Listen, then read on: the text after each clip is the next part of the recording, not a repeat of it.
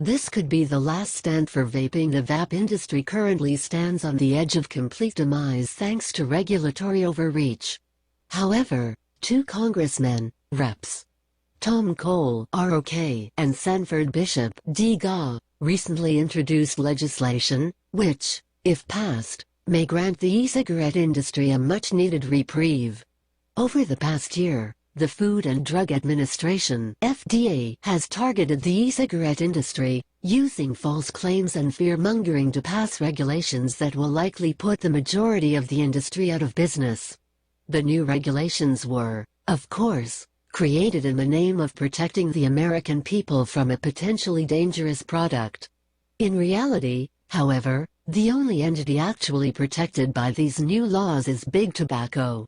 In the name of cronyism, the FDA is, without a doubt, one of the worst offenders of cronyism within the United States government.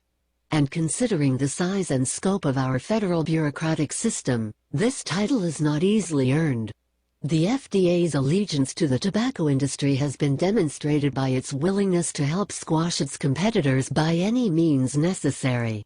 This is precisely what is happening to the e-cigarette industry. After failing to gain a judge's approval in order to have e-cigarettes reclassified as medical devices, which would have blocked them from being imported into the United States, the FDA moved instead to have vaping devices classified as tobacco products. This new classification was a particularly cruel decision on the FDA's part, since vaping appeals to consumers specifically because e-liquid does not contain tobacco. Instead, the e-liquid used in e-cigarettes allows users to get their nicotine fix, without being exposed to the harmful effects of tobacco.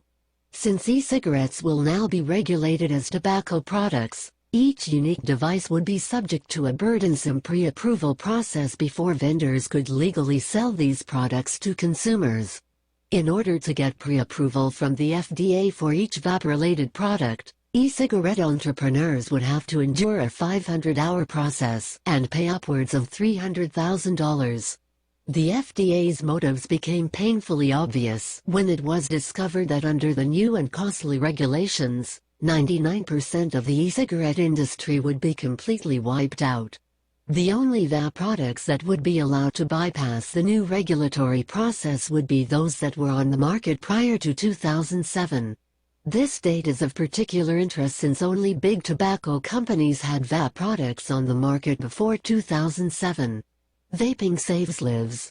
Not only have independent studies found vaping e-liquid to be 95% safer than cigarettes, many users are actually using e-cigarettes as a means to quit smoking altogether.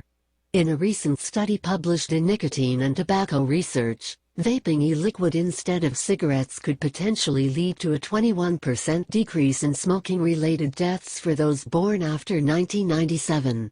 In spite of overwhelming evidence to the contrary, the FDA insists that e-cigarette devices offer no public health benefit. However, keep in mind that this is the same government agency that, by its own standards, believes Pop-Tarts are healthier than avocados. By preventing vape products from being sold to consumers, the FDA is pushing smokers back to traditional cigarettes.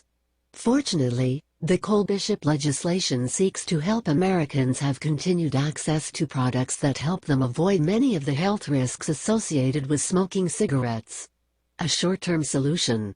The newly proposed Deeming Authority Clarification Act of 2017 would give the vape industry time to prepare for these regulations, by amending existing law to place limitations on the FDA's ability to regulate tobacco products. The Cole-Bishop bill is far from perfect, as it would still give the FDA authority to classify vaping devices as tobacco products, but it would bring some short-term relief to the current regulations by creating a separate tobacco product classification especially for e-cigarettes. This will, at least in theory, protect e-cigarettes from being subject to the exact same regulations as regular cigarettes. Additionally, the proposed legislation will exempt all e-cigarette products created before 2017 from being subject to the new burdensome pre-approval process. This will obviously not do much to stop the future of e-cigarettes from being heavily and unnecessarily regulated, but it will at least allow the industry to stay afloat in the meantime.